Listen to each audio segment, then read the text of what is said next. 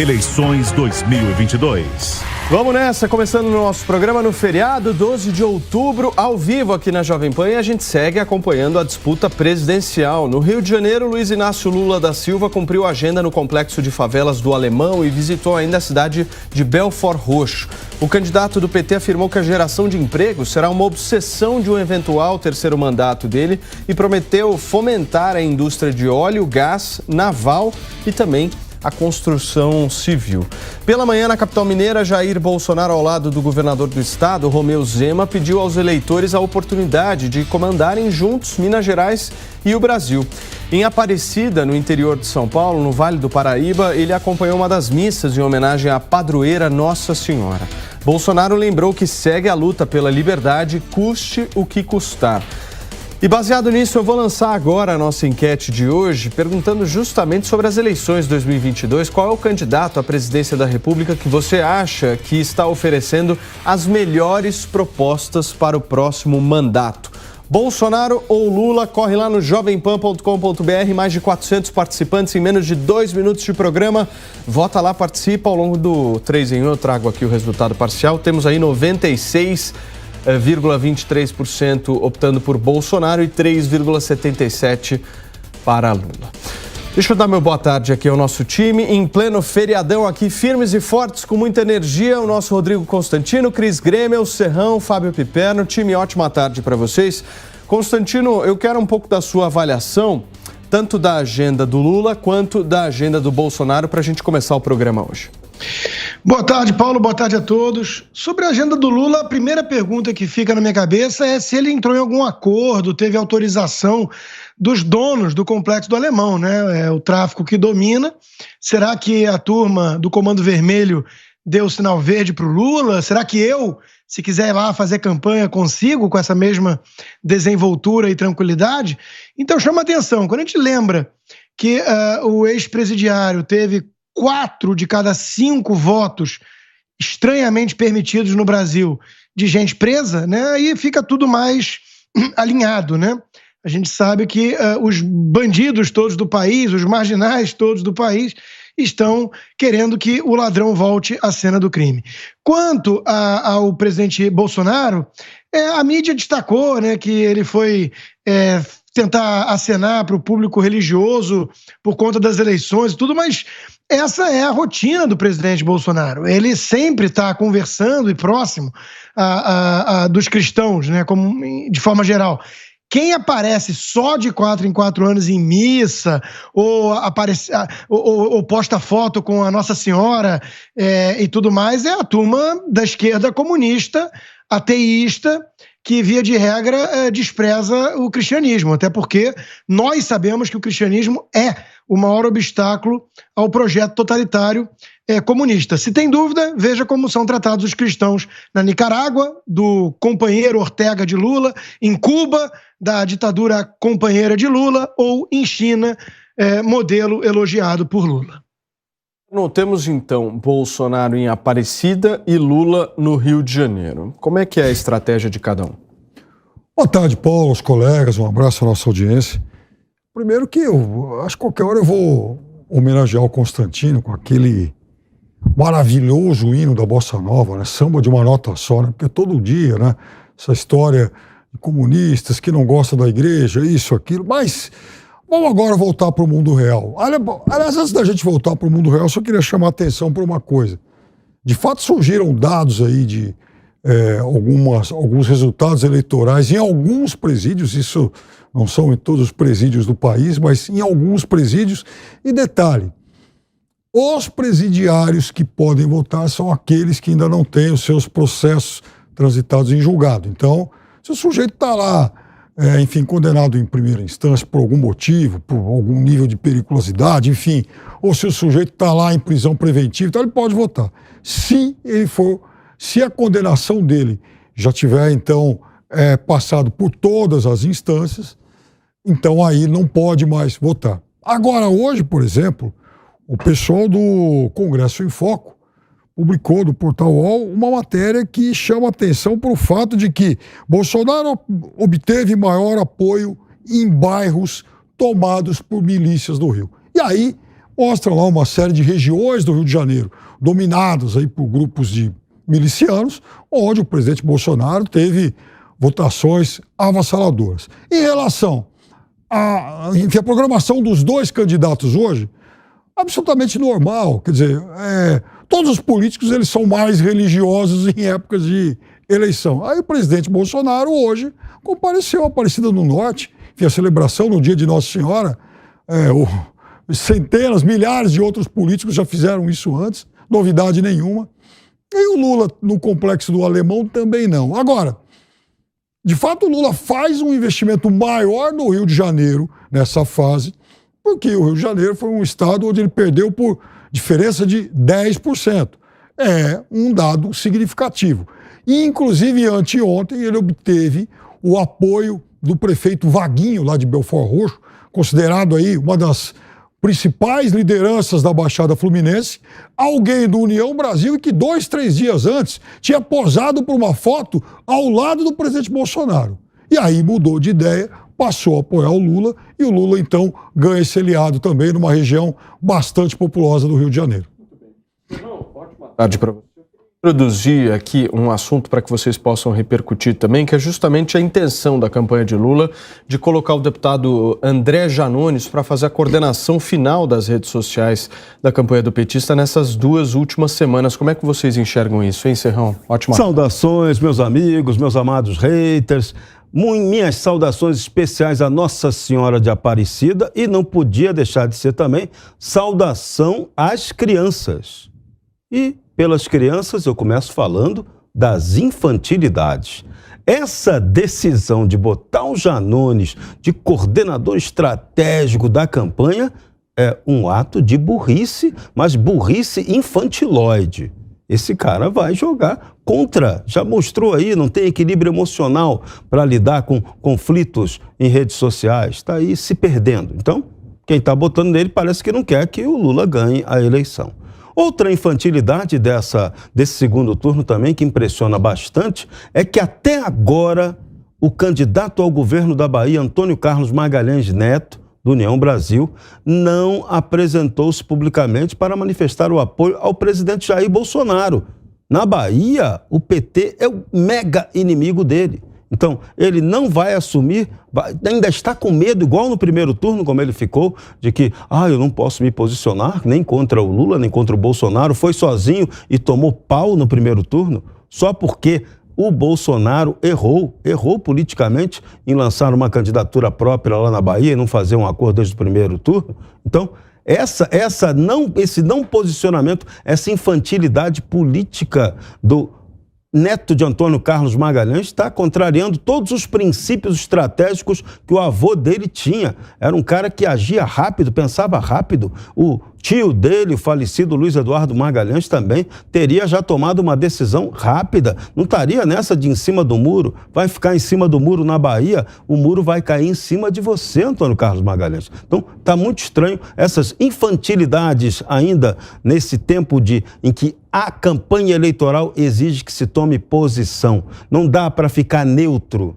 nessa eleição. Ou você está de um lado ou você está de outro. O lado que você acha certo, parabéns para você. O lado que parece errado, azar o seu. Mas você não pode ficar em cima do muro. Tem que escolher. Da mesma forma, grande parte do eleitorado que não apareceu para votar ou foi prejudicado no seu direito de ir votar com a bagunça que foi o primeiro turno, com grandes filas. Então, é hora de todo mundo se organizar, se mobilizar, assumir a posição. Esse Brasil que vem pela frente aí, os desafios que estão se apresentando exigem que cada um assuma posições. Quem não assumir vai se dar mal.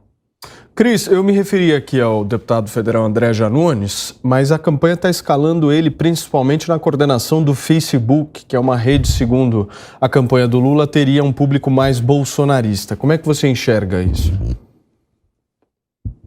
Seu microfone, Cris, por favor. Com Desculpe, boa tarde. É onde o Janones tem espalhado mais fake news nos últimos dias, né? Boa tarde, Paulo, colegas, audiência. Ele tem ficado aí manchado pela quantidade absurda, louca, enlouquecida de fake news. É fake news por minuto, agora que se mede ali nas páginas, nos perfis desse deputado, que incrivelmente, apesar daquela fala contundente, seríssima do presidente do TSE, Alexandre de Moraes, dizendo que o Tribunal Superior Eleitoral não toleraria, a justiça não toleraria fake news, que ia mandar prender quem estivesse espalhando fake news.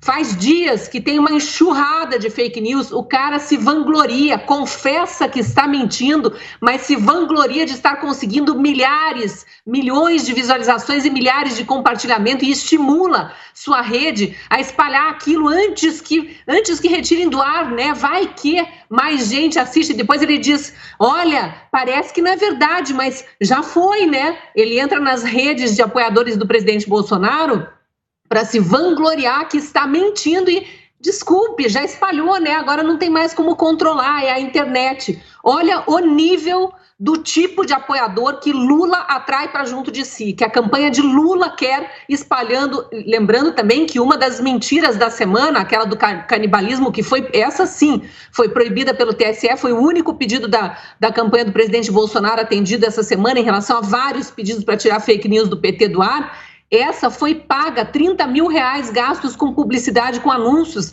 da campanha do PT, ou seja, do nosso dinheiro, do fundo eleitoral, gastos para disseminar uma propaganda com mentira. Então, é inacreditável que, além de ser um bandido querendo voltar à cena do crime, que foi descondenado por um STF aparelhado, estejam naturalizando isso nessa campanha. Que outro criminoso, porque ele está cometendo crime eleitoral, o Janones, que outro criminoso esteja aí dançando e sapateando em cima do TSE, desafiando todo mundo e dizendo, sou mesmo mentiroso e vou continuar agindo assim, e olhe, me engulam porque estou aqui. Então agora ele vai ganhar dinheiro também do PT, dinheiro do fundo eleitoral, vai ser pago pela campanha petista para ser o coordenador das mídias digitais, se vangloriando que mente mais no Facebook, mas também consegue mentir no Twitter, no Instagram, em outras redes, TikTok.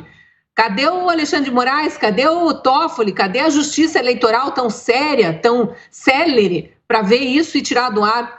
E aí eu só queria lembrar aqui sobre a data de hoje, né, e a agenda dos presidenciáveis aí. Lula ontem estava em Belford Roxo espalhando ódio, né? Ontem à noite ele chamou os moradores, quis fazer gracinha, né? Quis fazer um trocadilho ali com o nome da cidade e espalhou um ódio explícito aqui ao presidente Bolsonaro, convocando, deixa eu ver se eu acho a notícia aqui, convocando os moradores de Belford Roxo a deixarem o presidente Bolsonaro roxo. Vamos ver aqui exatamente o que ele falou. Ó. No início da noite dessa terça-feira e tal, esteve em Belford Roxo. Abre aspas para o ex-presidente Lula. Eu desafio alguém que vai votar no Bolsonaro a encontrar um tijolo que ele colocou aqui nessa cidade. Nós vamos ganhar as eleições no estado do Rio de Janeiro. Vamos dar uma surra nele em Belford Roxo. Vamos dar uma surra que ele vai ficar roxo. E falou isso babando ódio, com aquele estilo bem tradicional seu. Então, isso aqui é o Lulinha Paz e Amor de 2022 mesmo? Aquele que prega empatia? Aquele que tem o pessoal dizendo ninguém larga a mão de ninguém, nós somos os defensores das minorias, do amor e da paz? Bem, o presidente Bolsonaro estava em Aparecida rezando pelo Brasil. Pipano, você me pediu? Não, eu pedi. Primeiro, sobre o que o Serrão falou do ACM Neto. O ACM Neto, Serrão, ele está no pior dos mundos. O ACM Neto era o grande favorito para vencer essa eleição.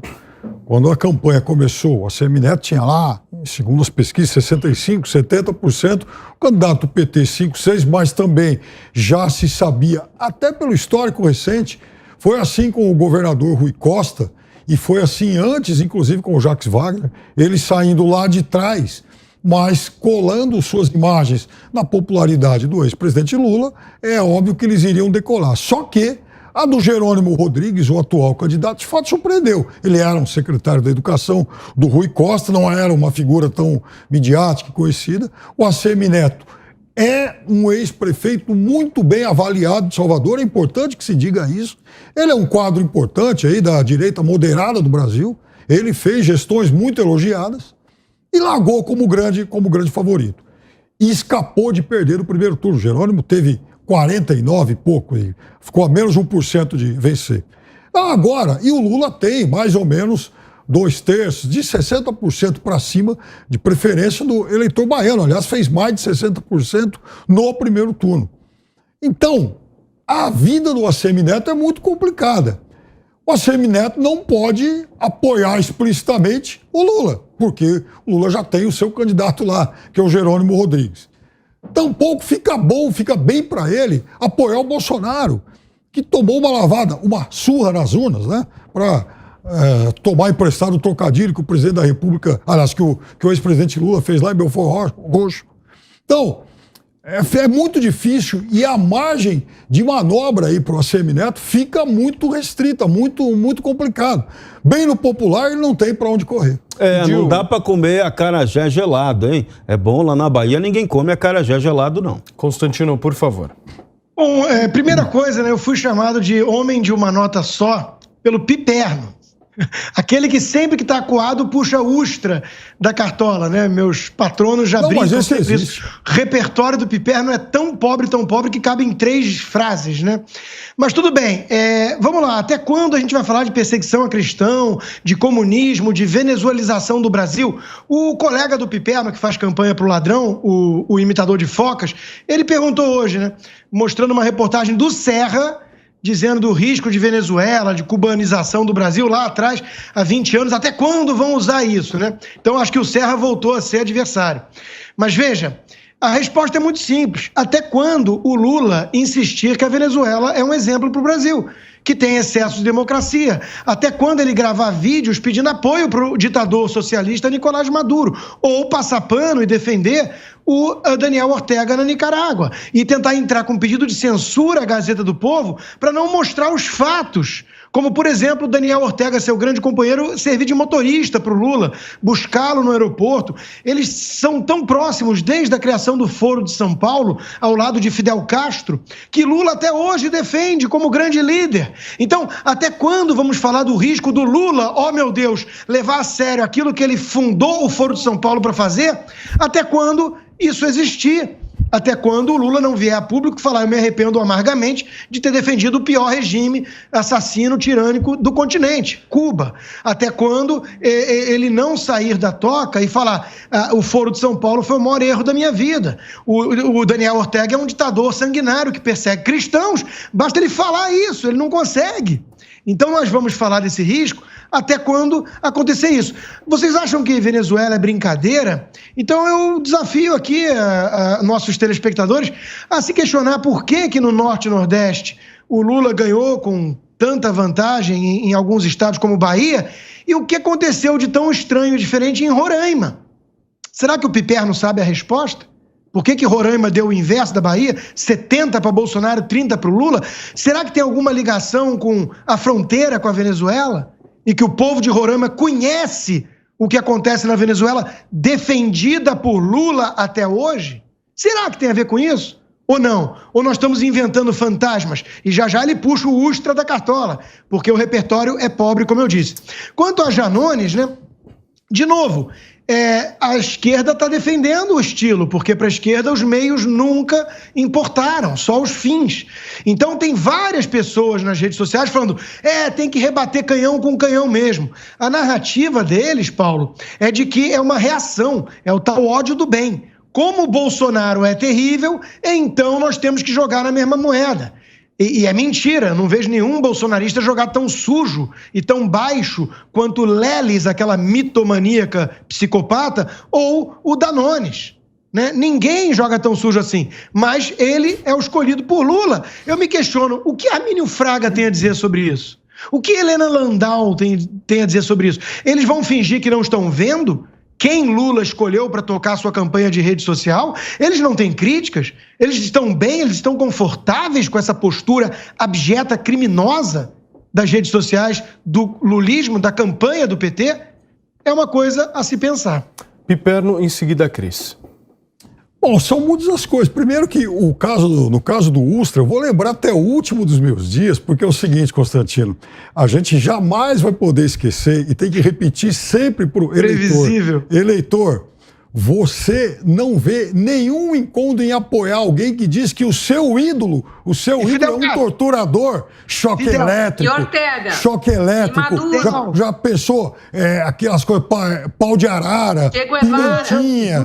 Né? Eles faziam muito isso lá. Foi brincadeira de escoteiro mirim.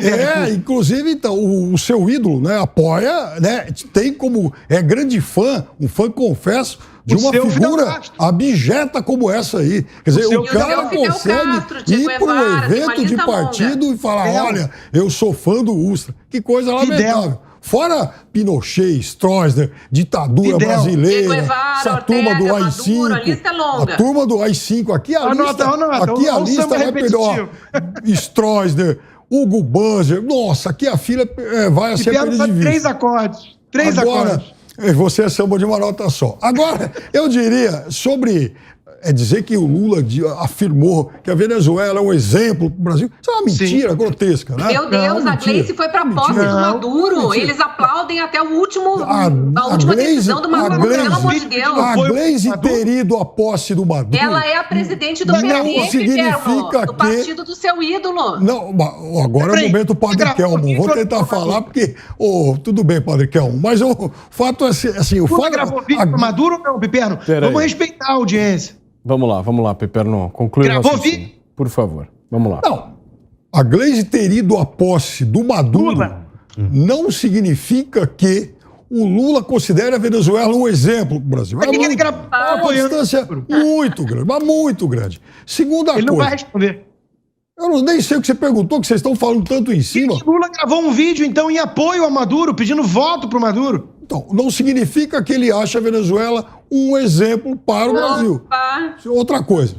Agora, sobre o que você citou aí em relação ao Salvador, a mesma coisa. E mais ainda, você falou, que você fala tanta coisa aí, são 5, 6 sobre redes sociais, Janones e tal. Veja, o seu lado, Constantino, o seu lado propagava coisas do tipo: Haddad vai distribuir mamadeira de piroca. Vocês fizeram isso em 2018. O seu lado fez isso. Vê se pode, com que moral vocês vão lá criticar o Janones. E eu já critiquei o Janones. Não gosto do que ele faz. Já critiquei. Olha o que o Janones está fazendo nas redes sociais. Não gosto do que o Janones faz. Agora, se vocês fizeram isso em 2018, foram fazer, inclusive, com a Manuela em 2020, dizendo que a Manuela ia incentivar em um monte de coisa. Eu nem vou repetir aqui. Quer dizer, foi uma coisa grotesca o que fizeram na campanha em Porto Alegre.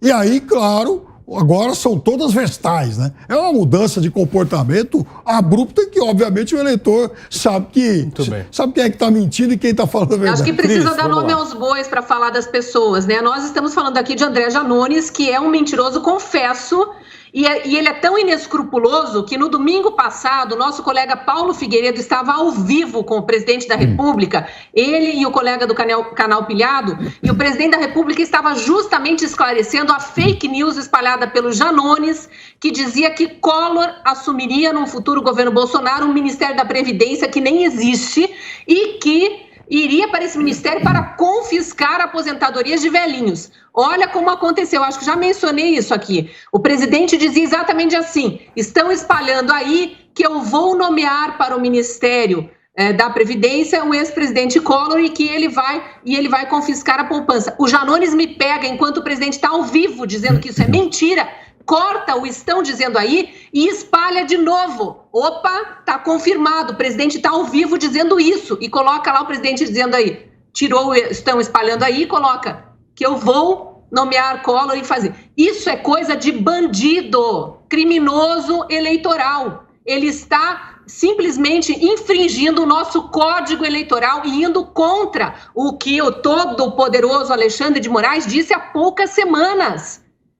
O Alexandre de Moraes disse que não ia tolerar fake news nas eleições. Está há 5 dias no ar, Alexandre de Moraes. A primeira mentira e a segunda. que o presidente estava ao vivo, e aí o Paulo Figueiredo ainda diz, olha, André Janones está de novo mentindo, reforçando a mentira, enquanto nós estamos aqui ao vivo desmentindo.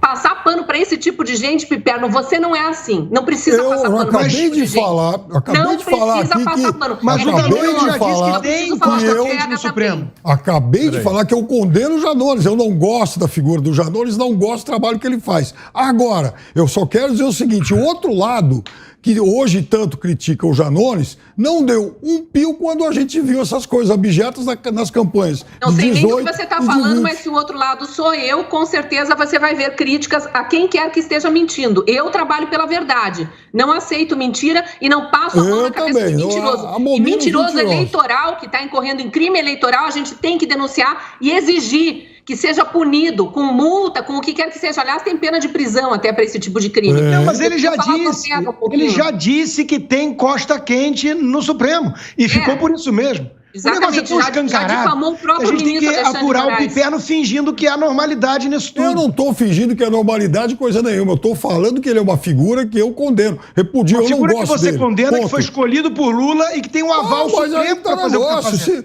Tanta gente foi escolhida pelo Lula, que eu também não concordo, até porque também não, sabe, não é, aqui não existe apoio de porteira fechada, não. Isso aí quem faz é o chapa-branquismo. Eu não. Aliás, o chapa-vermelhismo faz apoio ao bandido que roubou R$1 trilhão dos cofres públicos e quer administrar 5 trilhões com toda a sua quadrilha solta, já prevendo quem ele vai colocar lá com ele para administrar esse dinheiro todo. Eu queria só fazer uma menção ao Daniel Ortega, o ditador da Nicarágua, amigo de Lula, que primeiro esse episódio que o Rodrigo Constantino lembrou aí, de Daniel Ortega ter ido pessoalmente buscar Lula no aeroporto de Manágua, recebê-lo e servir de motorista para esse seu amigo, foi quando Daniel Ortega venceu as eleições em 2007 e estava recebendo lá Lula, presidente do Brasil, para sua posse.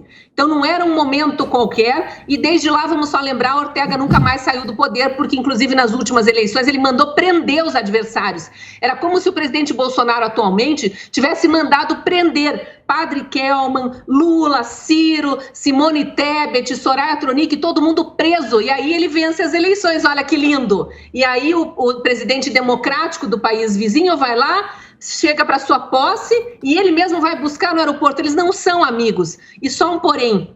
A Gazeta do Povo foi proibida, foi censurada no Twitter semana passada por determinação do TSE, a pedido dos advogados da campanha de Lula, por ter dito no Twitter, ter chamado uma matéria cujo título era ditador apoiado por Lula fecha CNN na Nicarágua. Apenas o título mencionava Lula, a reportagem era sobre o fechamento da CNN na Nicarágua. Agora, olha o que está acontecendo, que o Rodrigo mencionou aí também. A coligação do PT pede censura prévia à Gazeta do Povo, que é um jornal de 103 anos, com uma história construída em cima da divulgação da verdade, está pedindo censura prévia, que o jornal seja impedido de fazer novas reportagens que demonstrem a ligação de Lula com ditadores, porque não é só com Ortega, ele tem uma ligação muito forte com Manuel Dias-Canel, que é o herdeiro aí do império cubano da família Castro,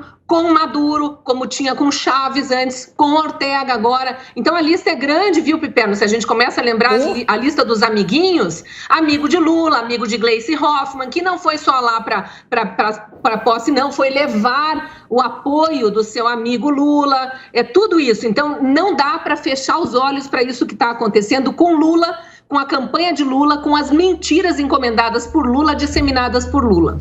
Muito bem, Serrão, antes de passar a palavra para você, nós estamos aqui ao vivo nesta quarta-feira, feriado em todo o Brasil, são 5h29. Segue, Serrão, por favor. Eu só queria fazer uma pergunta, né? Que às vezes eu fico numa dúvida. Nesses dias eu não tenho visto manifestações do presidente Alexandre de Moraes.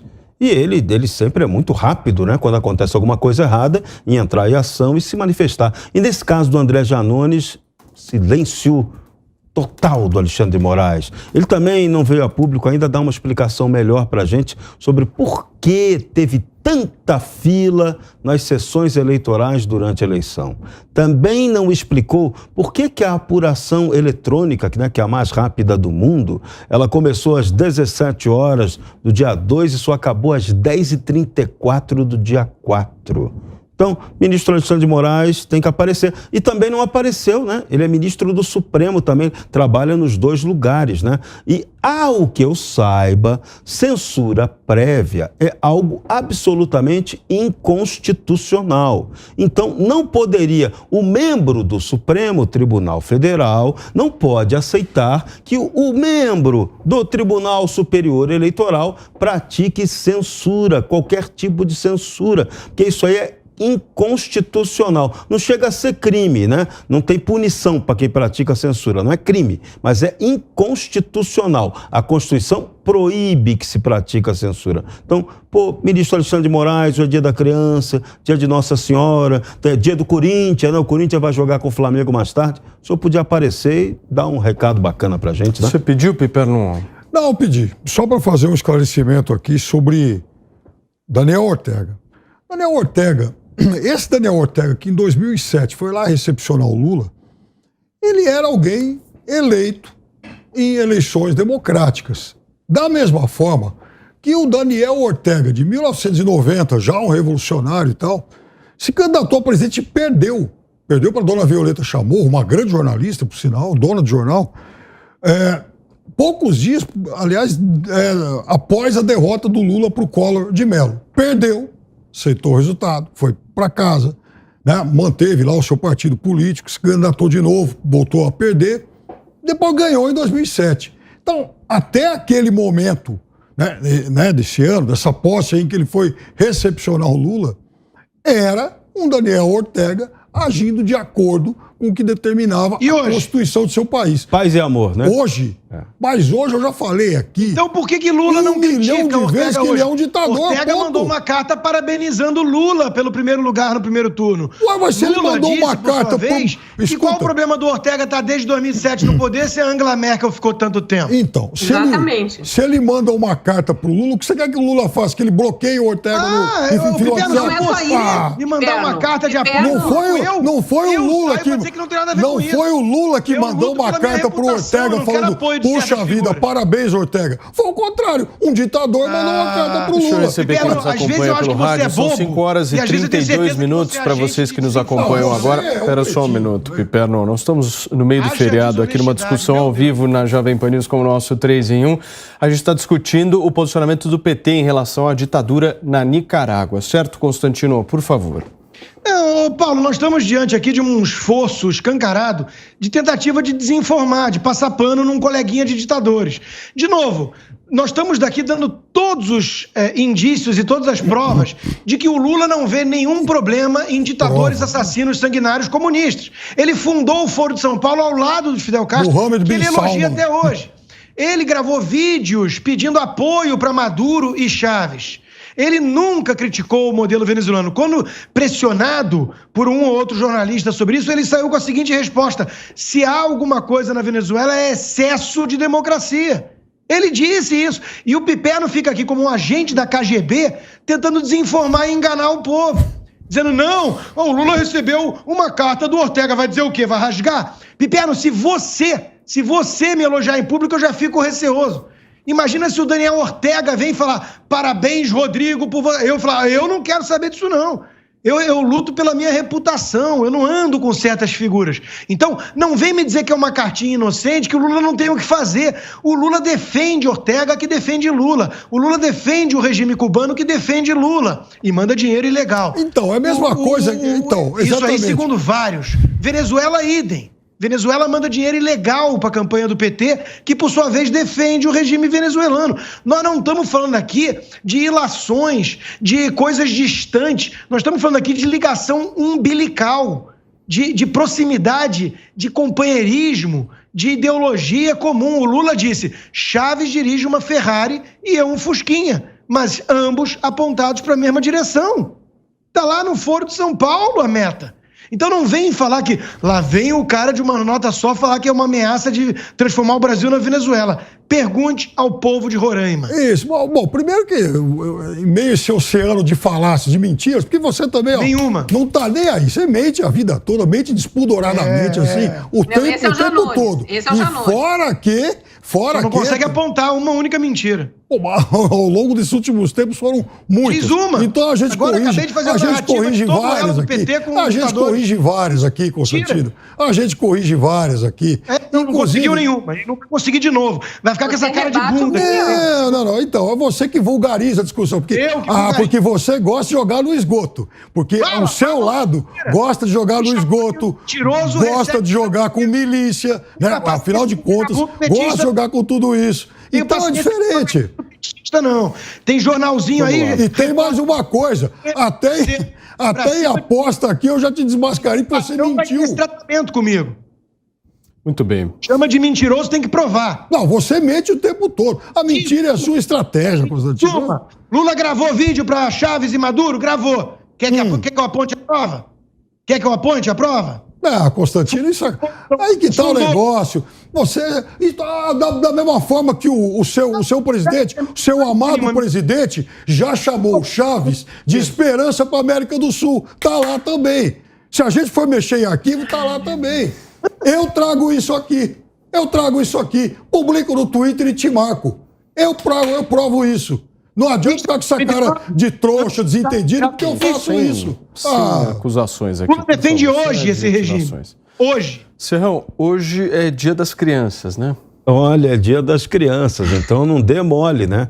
É dia de não cometer infantilidades políticas. A nossa política brasileira precisa aprender isso. Até porque, se a gente não levar a sério o que vai acontecer nessa eleição, esse país pode caminhar para um lado muito ruim. Dependendo do resultado dessa eleição, a gente pode descambar para uma guerra civil. É bom chamar a atenção para isso. O país está dividido por 3 e pode ficar muito mais dividido ainda. E esse plano aí, a população do bem e de bem, ela sabe quem está querendo dividir o país e de que lado quem está do mal querendo atrapalhar as coisas. Então, vote certo, não demole não. Não seja infantil.